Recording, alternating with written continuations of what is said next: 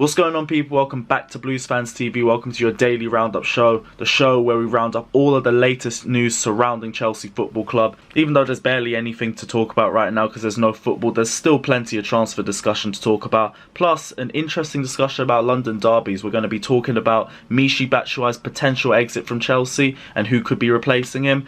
And we're going to be talking about the North London derby and has Chelsea versus Spurs eclipsed the North London derby as the biggest derby in London. Check it out right now. Chelsea versus Tottenham. One of the first fixtures a Chelsea fan looks for when the fixture list comes out every June. The fixture never disappoints. There's goals, drama, passion, and at the end of it we usually win. And it never gets old. At least, not in the case of some of the Spurs players. With Dele Alli claiming on Copper 90 that Chelsea versus Spurs has now eclipsed the North London derby as a bigger London derby.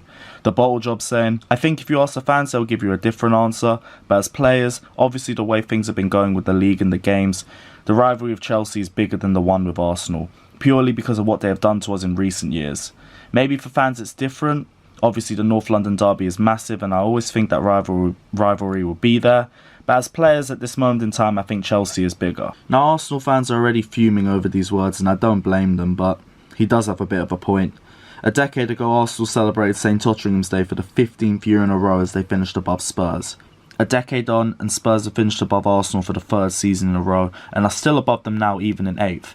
And they didn't even create a day to celebrate unlike their neighbours. As much as I hate to say it, Spurs have outgrown simply just playing to finish above Arsenal and are now looking to challenge the bigger fish in London now. And Dele is right about the players hating us for what we've done to them.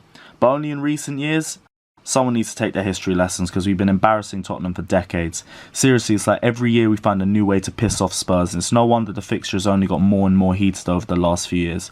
If it's not our best players only turning up to cost them the league, it's us banging 6 in their own ground.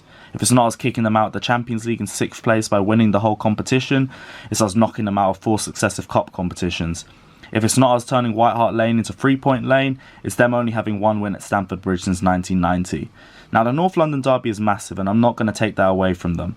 But for Spurs, they rarely ever get the better of Chelsea and I can see why the players hate us more than Arsenal. But like the famous proverb always says, there's no rivalry between a hammer and a nail.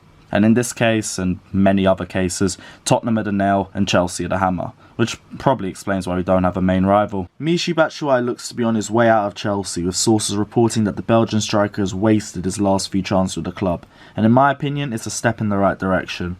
Batshuayi's had some great moments in a Chelsea shirt with late winning goals against Ajax, Atletico Madrid and West Brom to win us the league, as well as a string of good performances in the early round of cup competitions like the hat-trick against Nottingham Forest a couple seasons ago. But he constantly leaves more to be desired. His lack of a football IQ constantly lets him down. He struggles to have any sort of impact outside the box. He doesn't press and he only looks like he can do anything magical with his first touch of the ball.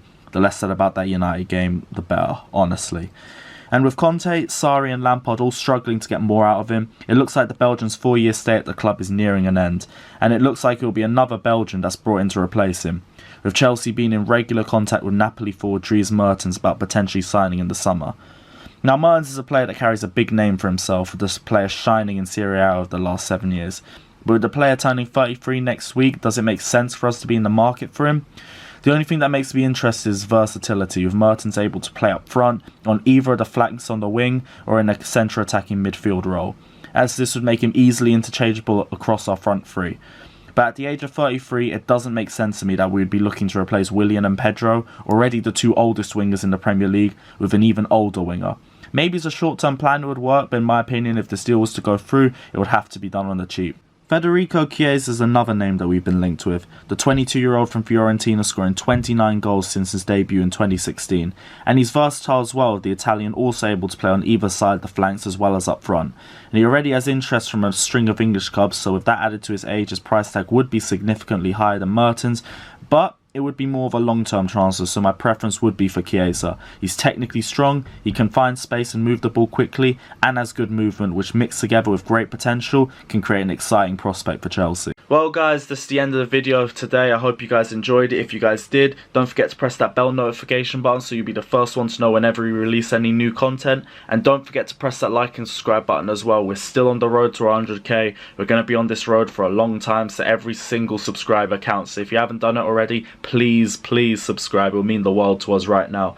Don't forget to like and subscribe to my personal channel as well, Carefree Lewis G. Leave a comment down in the description below whether you agree or disagree with any of the comments that have been made in this video, and we will see you very soon as any more news pops out. Take care guys, wash your hands, stay safe, and up the Chelsea.